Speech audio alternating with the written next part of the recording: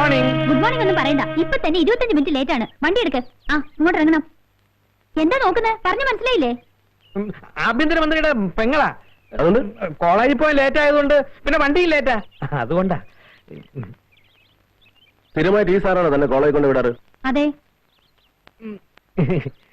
എനിക്ക് പോണം. തന്നോടല്ലേടോ പറഞ്ഞത് ഇങ്ങോട്ട് ഇറങ്ങാൻ. മന്ത്രിയുടെ പെങ്ങളെ കോളേജിൽ കൊണ്ട് വിടാനുള്ള നല്ല പോലീസ് ജീപ്പ്. അവളെ കോളേജ് കൊണ്ടാക്കാനുള്ളവനല്ല പോലീസുകാരൻ. മനസ്സിലായോ? മേലാൽ ഇത് ആവർത്തിച്ചാലുണ്ടല്ലോ.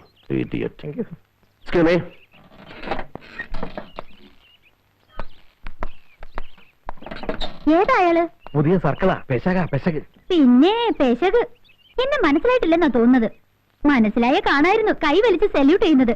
കൈ വലിച്ച് സല്യൂട്ടല്ല, കരണക്കുറ്റിക്ക് കിട്ടാത്തത് ഭാഗ്യം. എന്താ പറഞ്ഞത്? ആര് പറഞ്ഞു? എന്ത് പറഞ്ഞു? വേറെ പറഞ്ഞു. തോന്നിയായിരിക്കും. വണ്ടി എടുക്കണോ?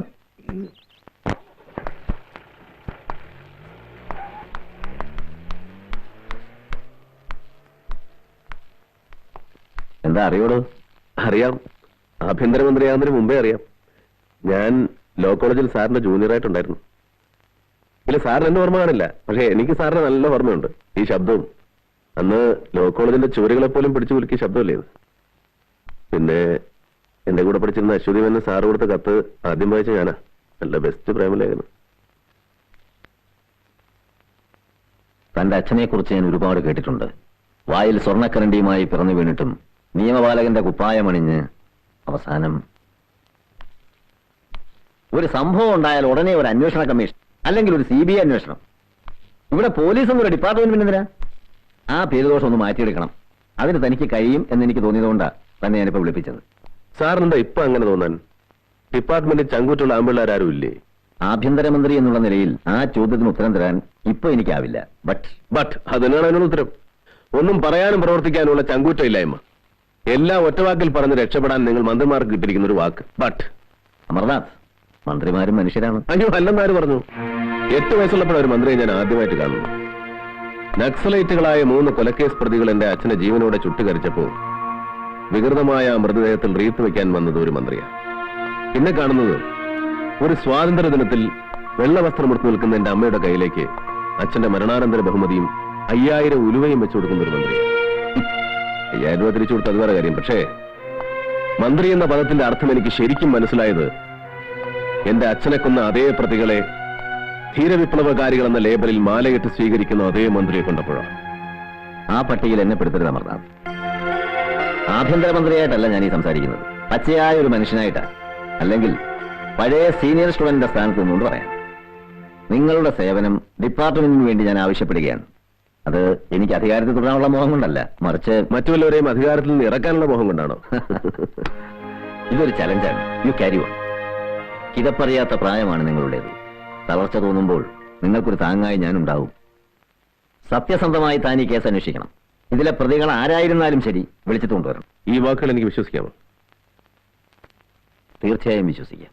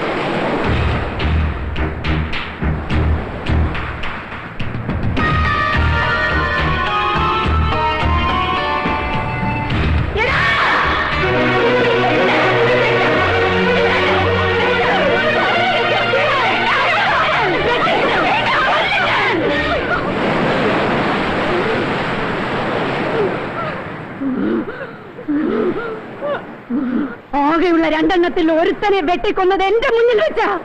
മറ്റവനെ കണ്ടിട്ട് ദിവസം 4 ആയി. പിടിച്ചോണ്ട് പോയതാ പോലീസുകാര്. അവനെയും കൊണ്ടുപോയി കൊന്നു.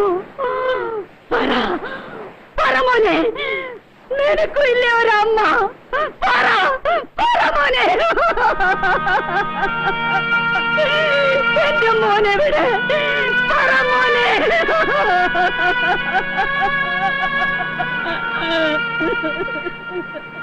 ഈ ആയുധത്തെക്കാൾ മൂർച്ചയുണ്ടല്ലോ നിങ്ങളുടെ വാക്കുകൾ, ഈ കടലിലേക്കാൾ ആഴമുണ്ടല്ലോ നിങ്ങളുടെ മനസ്സുകൾ. മരിച്ചുപോയ മോനെ തിരിച്ചു തരാനാവില്ല, പക്ഷേ ജീവിച്ചിരിക്കുന്ന മകനെ അമ്മയുടെ കയ്യിൽ ഞാൻ തിരിച്ചേൽപ്പിക്കും. പക്ഷേ പറയണം, അവൻ കുറ്റവാളി അല്ലെന്ന്. പിന്നെ കുറ്റവാളി ആരെന്ന്? സ്വന്തം മകൻ കൺമുമ്പിൽ കിടന്ന് മരിക്കുന്നത് കണ്ടുവന്ന അമ്മയല്ലേ നിങ്ങൾ? പറയ്, ആരൊക്കെ ചേർന്നാണ് അവനെ? പറ.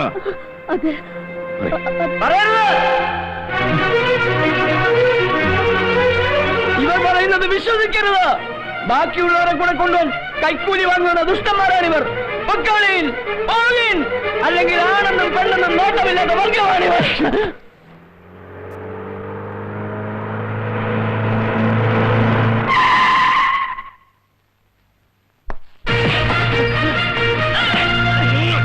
ഈ കേസിന്റെ പേരോടെ അത് എഴുതിയിട്ടില്ല സാർ. എഴുതിയിട്ടില്ലേ? അവരെ അറസ്റ്റ് ചെയ്തിട്ട് 3-4 ദിവസമായിട്ടുള്ളൂ സാർ. അപ്പൊ ഇവരെ കോടതിയിൽ ഹാജരാക്കുന്ന പരിപാടിയൊന്നുമില്ലേ? ഞാനപ്പോ ലീവിലായിരുന്നു. പ്രശ്നമുണ്ടായതിന്റെ പിറ്റേന്ന് ലീവ് ക്യാൻസൽ ചെയ്ത് ഞാൻ വരുമ്പോ ഇവരിവിടെ സുഖമായിട്ടുണ്ട്. ഞാൻ കോടതിയിൽ ഹാജരാക്കാത്തത് എന്തെന്ന് ചോദിച്ചപ്പോ കുറ്റം സമ്മതിച്ചതിന് ശേഷം മതി എന്ന് പറഞ്ഞു. ആര് പറഞ്ഞു? സാറിന് മുമ്പിരുന്ന circle inspector Joseph Chacko sir പറഞ്ഞു. ഓഹോ, അപ്പൊ ഇവരെ കൊണ്ട് എത്രയും വേഗം കുറ്റം സമ്മതിപ്പിച്ചു കഴിഞ്ഞാൽ പിന്നെ നമ്മൾ ഫ്രീ ആയല്ലോ. പക്ഷെ ഇവര് കുറ്റം സമ്മതിക്കുന്നില്ലല്ലോ. സമ്മതിപ്പിക്കണമല്ലോ, അതാണല്ലോ നമ്മുടെ ജോലി.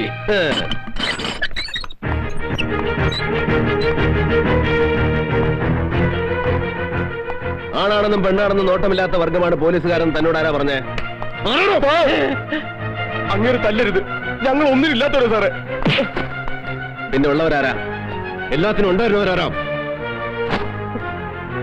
മാർത്തണ്ട, സ്വന്തം സഹോദരങ്ങളുടെയും കുടുംബാംഗങ്ങളുടെയും ശരീരം കൺമുമ്പിൽ കിടന്ന് വെന്ത് നീറുന്നത് കണ്ടിട്ടും അത് ചെയ്തവർക്കെതിരായിട്ട് ഒരു അക്ഷരം പോലും പറയാൻ നിന്റെ നാവ് പൊന്നുന്നില്ലെങ്കിൽ ആ നാവ് ഞാൻ പിഴുതറിയും. സാറ് കൂടെ ഞങ്ങൾ തല്ലരുത്. സ്വന്തം ഭാര്യയുടെ ശവശരീരം ഒന്നടക്കം ചെയ്യാൻ പോലും കഴിയാത്തവരാണ് ഞാൻ. എനിക്കൊന്നും അറിയില്ല, ഒന്നും അറിയില്ല. ഒന്നും അറിയില്ലേ? എനിക്കറിയാം നിങ്ങൾക്ക് പലതും അറിയാവുന്ന. പറഞ്ഞില്ലെങ്കിൽ ദൈവത്തിന് പോലും നിങ്ങളെ രക്ഷിക്കാനാവില്ല. 12 വയസ്സ് പോലും തൊഴിലെടുക്കണ കയ്യ സാറേ ഇത്. കള്ളം പറഞ്ഞ കടലമ്മ പോലും പൊറുക്കൂല തരണ മനസ്സായത്. ഞങ്ങളുടെ മനസ്സിൽ ജാതി വിവാദം ഒന്നുമില്ല സാറേ. ഞങ്ങളുടെ മനസ്സുകളെ തമ്മിൽ പിരിച്ചു കളഞ്ഞു സാറേ, പിരിച്ചു കളഞ്ഞു. ഓമന കടപ്പുറം സ്വർഗായിരുന്നു. ഞങ്ങളുടെ കൊച്ചു സ്വർഗ, കൊച്ചു സ്വർഗ, കൊച്ചു സ്വർഗ, കൊച്ചു സ്വർഗ.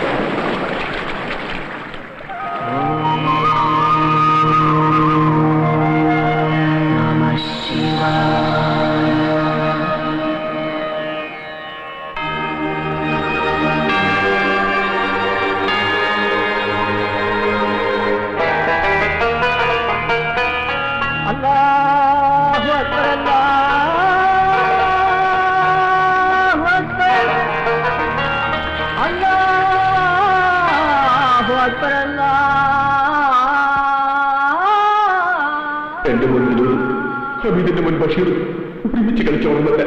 ബഷീറാണെങ്കിൽ ഉമ്മില്ലാത്ത കുട്ടി. അവർ തമ്മിൽ ചേർന്ന വികൃതി പലതും കാട്ടും.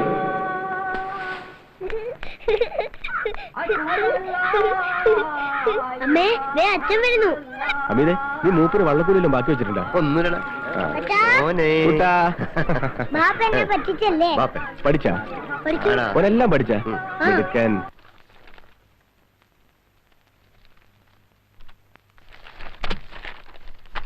എടാ ബഷീറെ, ഒന്ന് കാണിച്ചു തരാ. ഒന്ന് കാണിച്ചു തരാ. ടീച്ചറെ, വിനോദ് നോക്കിയിരുന്നു. നിനക്കെന്താ ഹരിക്കാൻ അറിയില്ലേ? ടീച്ചറെ, എന്നും ഇവ എങ്ങനെയാ എന്റെ പുസ്തകം നോക്കി എഴുതാറ്. ശരിയാണോടാ? അല്ല ടീച്ചറെ, ഇവൻ കള്ളവാ പറയുന്നേ. നോക്കി എഴുതും പോലെ പിന്നെ കൊള്ളവും പറയുന്നോ? നീട്ടാ കൈ.